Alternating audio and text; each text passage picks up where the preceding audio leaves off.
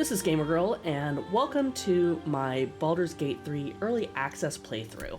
I just picked up this game. I've been eyeballing it for a while since Larian Studios is creating it, and if you've played any of the Divinity Original Sin series, you will recognize a lot of the elements. This is just basically Divinity with D&D put over the top of it. It has been absolute joy to play. It has been breathtaking. The detail has been absolutely gorgeous. If I could have Divinity in this type of detail, I would die and go to heaven. Woke up down here. So what you're seeing here is I'm creating my first character in the game, and just like typical Dungeons & Dragons, you can expect to see the different races. So you have human, you have elf, you have half-elf, you have drow, you have tiefling, as you can see here, halfling, and so on and so forth. Same thing with, you have your classes and skills. If you've ever played D&D tabletop, or actually any of the D&D games that have the play-by-turn part, you actually roll your dice in here and whatnot. You are going to completely be at home and recognizing it. But again, the detail and everything, it has been absolutely wowing. I think when I zoomed in on my tiefling's face and saw the detail of the horns and the tattoo, I'm even watching the playback, I'm a little bit, my breath is taken away. It is so beautiful. And that's really all I have to say about this. We're going to go ahead and fast forward the rest of this and get on with the gameplay.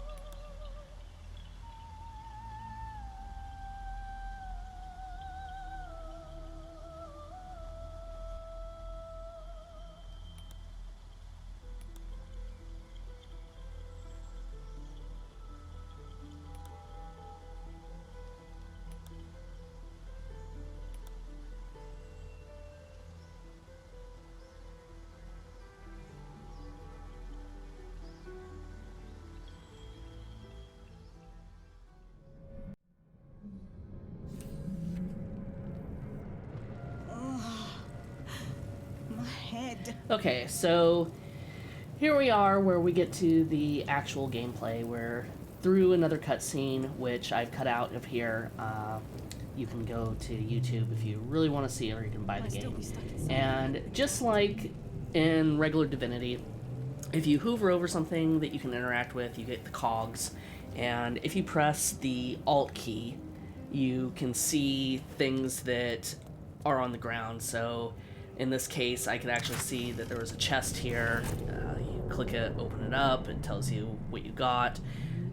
Very, very, very, if you played any other Divinity games or Larian games, it's very typical.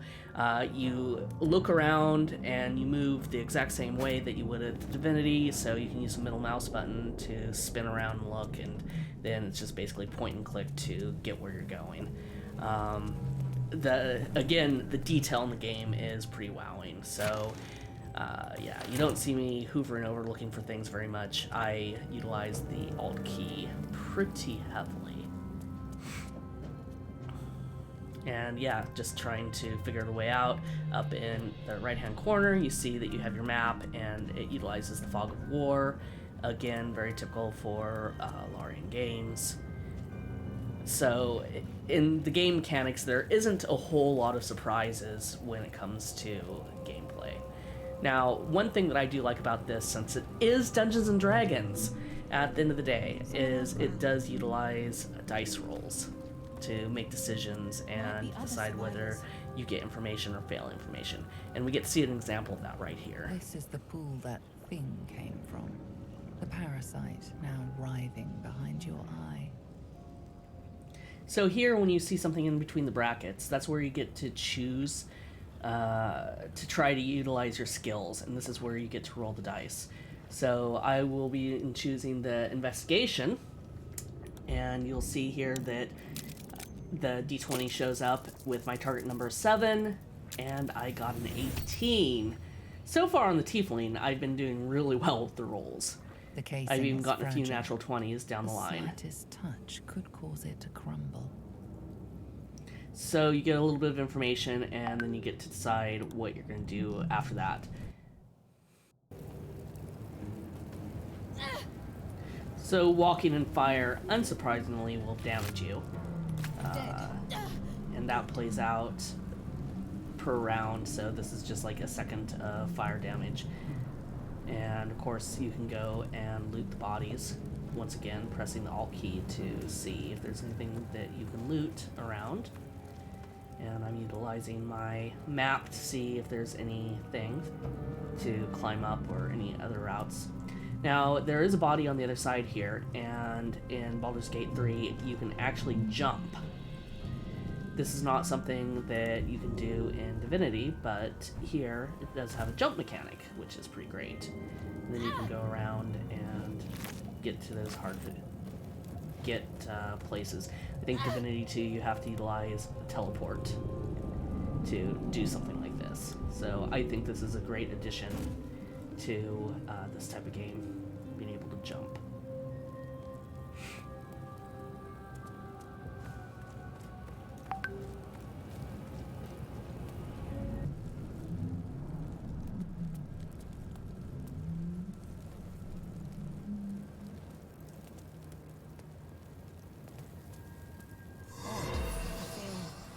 Better.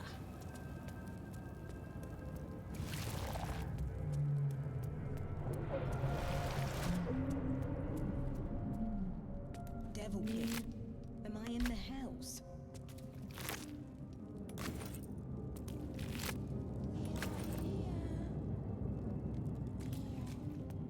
Curious.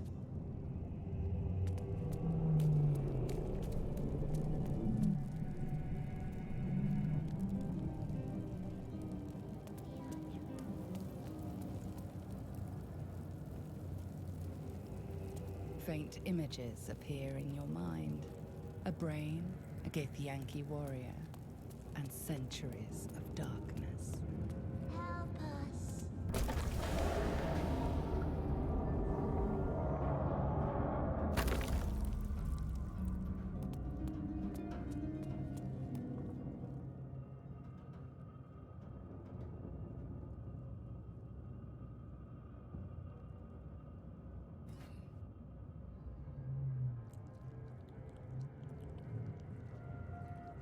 Yes, you've come to save us from this place. From this place you'll free us. The exposed brain quivers in expectation. Please. Before they return. They return.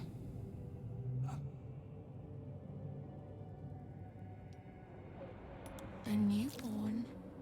Born new from this husk. You know no creature like this, one that is more brain than person.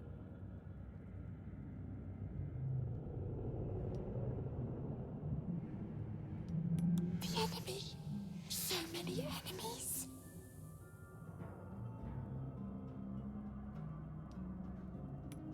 Remove us from this body. From this case. Free us. Please.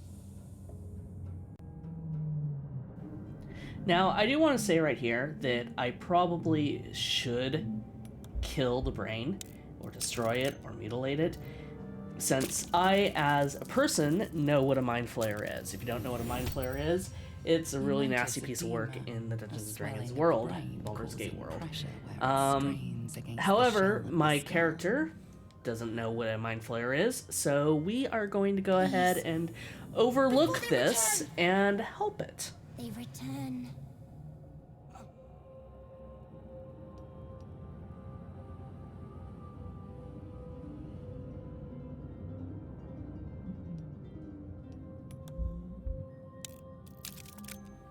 Not going to lie, I was actually hoping for a natural 1 here, but instead we succeeded.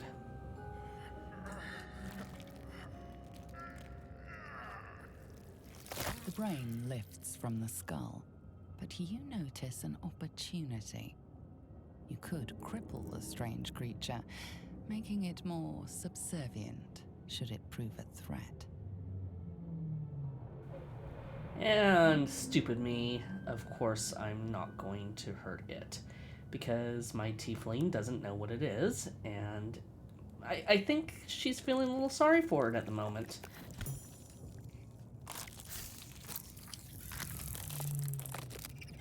We are free. Our freedom is ours, friend. The creature pauses, listening. Something behind your eyes seizes in recognition. We must go to the helm. At the helm, we are needed.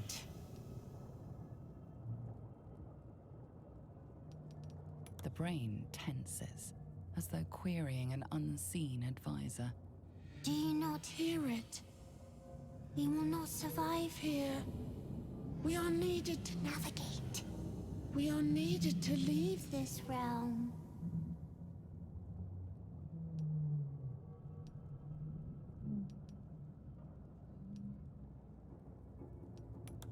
Us. We are us.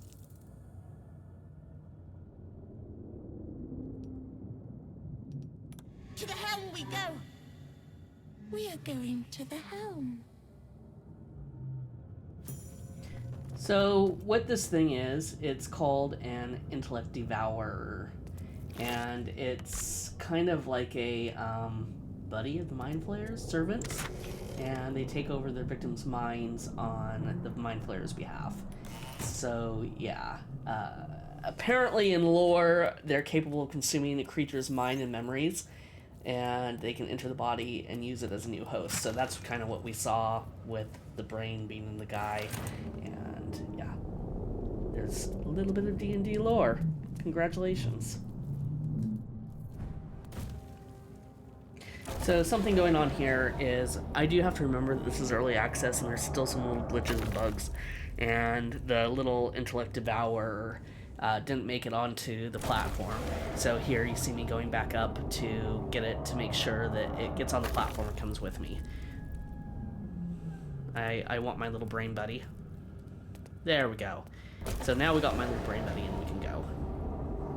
Brain buddy.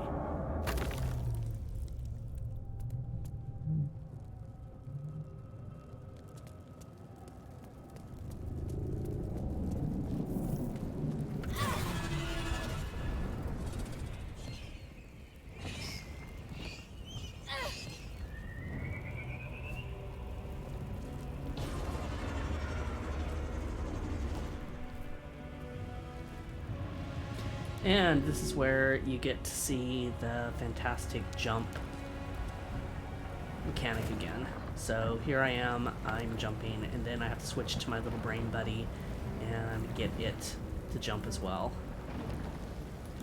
So here we are. We now have, instead of jumping beans, jumping brains.